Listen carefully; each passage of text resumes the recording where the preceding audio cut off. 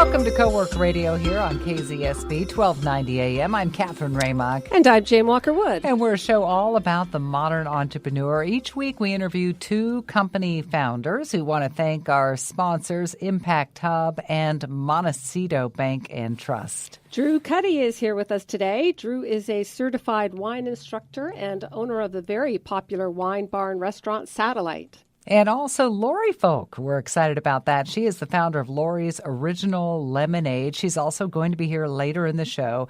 Her home recipe is now available in over 700 retailers.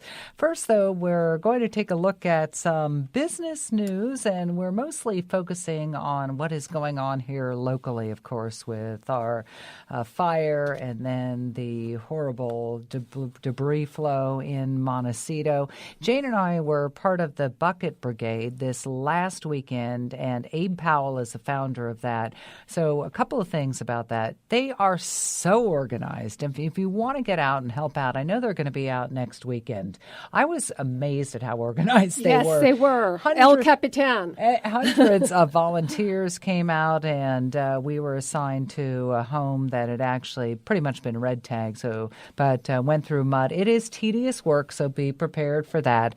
But they have other jobs if you want to volunteer. Yeah, they have organizational jobs, management jobs, communications, so you don't have to be working in the mud. And if you're really daring, you can actually put on the hazmat suits and go into places where they have poison oak and do things too. Yeah, we didn't do that. No. But it is, you can go to SantaBarbaraBucketBrigade.org. We just highly recommend that also. We were part of the cash mob in Montecito, which, I don't know, is maybe more of a credit card mob, but some people didn't bring cash. A lot of bands playing, and it was a feeling of community along Coast Village I bought a Road. couple things, including this pair of blue jeans I have you on did? right now. Yes, Very I nice. did. Yes. Yeah, at K. Frank. It was good. And one other thing about that, and you'll see these also at the Kick-Ash Bash, which we'll talk about in just a little bit. Ty Warner has stepped up and is helping out with a fundraiser and a unique way of marketing. Of course, leave it to Ty. He's come up with a rescue dog. It's called Cito, as in Montecito.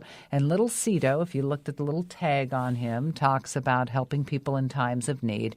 And there was no price tag on it. You could just give whatever you wanted to give, which I think was a clever idea. Yeah, it was very clever. It was very cute. Little, I think a red type of dog. Yes. No particular mix. So now this is really great news. State Senator Hannah Beth Jackson says she has personally heard from the Insurance Commissioner Dave Jones that debris flow impacts are directly related to the Thomas Fire, and that will give property owners a chance to have coverage under the fire policy. She also said Governor Jerry Brown is planning a visit to the area to see the damage, and the governor could announce some financial assistance for the county through state funds. That's good. Highway 192, a lot of people want to know about that. The contract for Highway 192, certain portions, has just gone to a company called Security Paving. It's a $20 million contract, and so they will be rebuilding Montecito and Romero Creeks and also Toro Canyon Bridges as well. Now, the demolition is underway right now by them while the design plans are approved, and I have to hope the design plans are fast-tracked. Exactly. Yeah. Some closures and one-way traffic while construction is underway you can pretty much count on that for the better portion of probably a year, I would say. So, Montecito Bank and Trust, who are also our sponsor, have reported a 20% net income growth to close out 2017. Montecito Bank and Trust is an S-Corp, and it's the oldest, largest locally owned community bank in the Santa Barbara and Ventura counties. It was founded in 1975 by Michael Tobes, who very sadly passed away last year. But the bank is known locally for tremendous philanthropic work, and that was the vision of Michael Tobes. It was. Hey, next week, I don't want to give too much away, but John Tynes going to be in studio with us. He has really been quite the advocate for people and their insurance companies, and I was reading a story this week about a family from Texas that kind of just blew me away. They've been in Texas for years. They just bought a place in Montecito. In fact, their S escrow closed just hours before the debris flow. It was the house of their dreams, and they got out of the house, so they feel lucky to be alive. They have Hartford insurance. And apparently no final decision from their insurance about what they'll cover. They have about $50,000 in damage. But the article brought up an interesting point. So they said that it's going to be $50,000 for dumping fees if insurance does not pay, and they're still trying to figure out if they are. Well, they are paying. Hannah Beth Jackson has fixed that situation. So they are paying. If you're listening to this, tell your insurance company. You heard on Co-Work Radio, you better pay up. And just where to dump it, of course, is another aspect as well. Which is the problem of the insurance company to figure out. This is more of a national story, but real quickly, gas prices are going up. Trilby Lumberg survey saying 7 cents on the national level. It always makes me, well, I don't know whether it's smile or cry, but what the national level is. I think the 7-cent increase was going to make the national average of gas $2.79, which would be really nice to see in Santa Barbara County. But I've had an all-electric vehicle for like 5 years now. So the funny thing is I never notice gas prices anymore. You don't? Oh, my goodness. Well, if you do notice gas prices and you want to know the best gas prices, there's a great website. It's gasbuddy.com. And you can go to that and check out the best gas prices, at least locally. Or you could get an electric vehicle and get $7,500 back from the federal government and $2,500 back from California. Well, that lasts. Have you heard, of course, there was always the option of buying or leasing a car, but there's a new rental agreement now. It's a little bit more expensive than actually leasing a car, but you don't have to have your own insurance. And apparently this whole thing about renting is going to be coming probably don't need the same credit level either. That could be true, too. Hey, we've got an exciting show for you here on Co-Work Radio today. And by the way, happy Valentine's Day. After the break, UCSB professor and business author John Greathouse is going to join us. He's going to be answering social media questions, so hang out for that. You are listening to Co-Work Radio here on KZSB 1290 AM. You can follow us on social media and also coworkradio.com. It's a great website for all you want to know about the show. We'll be back right after this.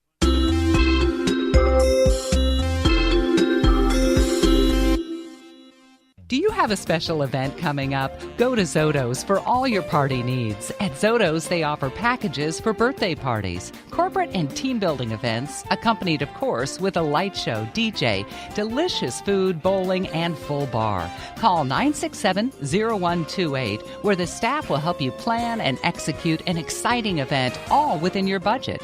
Go to Zotos.com to book your party now, because when you're having an event, it's got to be Zoto's. Hi, it's Catherine Raymock. Are you buying or selling a home? See Compass Realtor Terry Ryken. I went to Terry because of his reputation and experience, but was quickly taken by his genuine enthusiasm. It's that combination that truly sets him apart. Terry specializes in properties in Montecito, Hope Ranch, Santa Barbara, and Santa Ynez Valley, and has 39 years of experience as an agent and broker. There are so many realtors to choose from, but only one Terry Ryken. Find out for yourself. Google search Terry Ryken. The signature of the incredible jewelry selection at Bryant & Sons is a blend of ideal materials, conceived to the perfect shape, and then precisely finished. And throughout this process, the highest possible quality must be ensured, so that in the end, a work of art is created that stands for unmatched elegance. At Bryant & Sons, all our jewelry must meet these standards. We source the finest designs from around the world and create our own as well, so that you will have an unparalleled selection of art created from platinum, gold, and precious gemstones. When you choose jewelry that is not only worn with pleasure, but also admired for its exceptional qualities, it's from Bryant & Sons. If you're considering acquiring a distinguished piece of jewelry as a gift or for yourself, visit us at Bryant & Sons and let us show you how remarkable materials and exquisite design combine to create a timeless keepsake. Bryant & Sons, California's premier jeweler, 812 State Street in downtown Santa Barbara and the Upper Village in Montecito.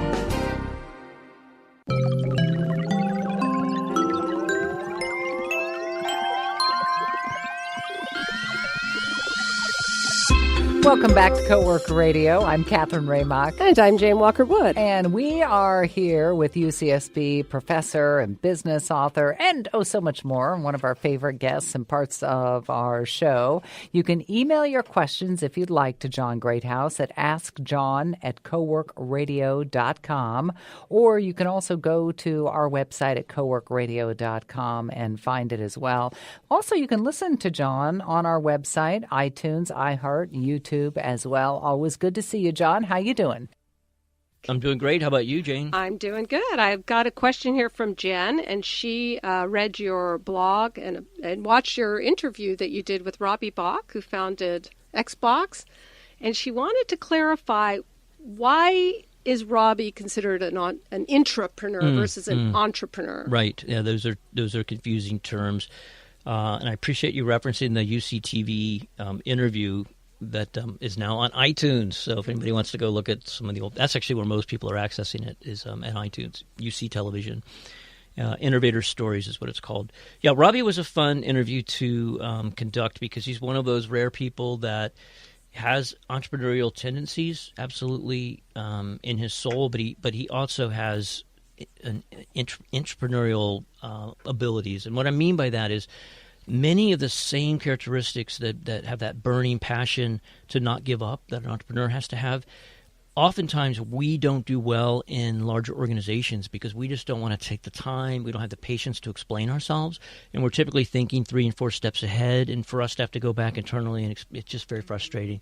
So that's why typically you go out and start your own business, or you start a business with a handful of people because you don't spend time on that. So is it intra as in introverted? No. It's intra in the terms of you're within a larger organization and you have I will call them political skills without any negative connotations. You have the political skills to sit in meetings. And so an entrepreneur is going to sit down with a venture capitalist or an angel investor, and they're going to pitch why you should give me money. An intrapreneur is going to sit down with the CFO inside of a bigger company and explain why you should give me money. But that explanation is very different. That explanation might have a 50-page business plan. I think Robbie said the original business plan for Xbox, we should make that clear, he was with Xbox inside of Microsoft, and he created that company out of, from scratch, he and his team.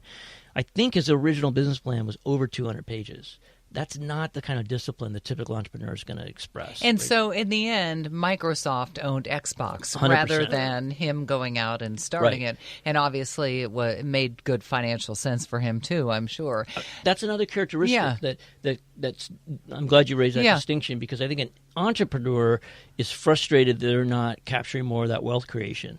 An intrapreneur is going to trade off the safety and security of being inside a big organization with that payday. So I'm sure Robbie did quite well. He retired as a relatively young man. At 49, I think I read there. So don't shed any tears for Robbie. But you don't. It's just the mechanics of the business, right? If you start a business, you're typically going to own more of that business than if you're part of a bigger company. Now, another interesting thing about that interview, which to me didn't make sense with, because he seemed, as you say, somebody who's writing 200 pages, but yet he didn't turn the Xbox on before saying, we're going to turn the Xbox on in front of all those people. They turned it off for the first time, and that didn't work. Well, that's one reason why I wanted Robbie to come speak to my students and to be on the show, because he's so humble that he admitted that, it's a public mistake. It's on. You could find it online, actually, if you want to Google it. But he was very humble and laughed about it. And he said what happened is that morning they called an audible. Somebody said, hey, we might be able to do a live demo. This was a big deal. Everyone was wondering, what is Microsoft going to do to fight Nintendo and fight some of these other players out there? And so it was he made a mistake. At the last minute, they said, okay, let's go ahead and go live with it. For the first time. Let's turn it on for the first time. But you get excited. That's that and there entrepreneur. wasn't even the blue screen of death, right? No, well, Tim Cook just did that. Do you remember that? No, I didn't see it. Oh, yeah, it was. It wasn't the iPhone 10, but it was the one previous.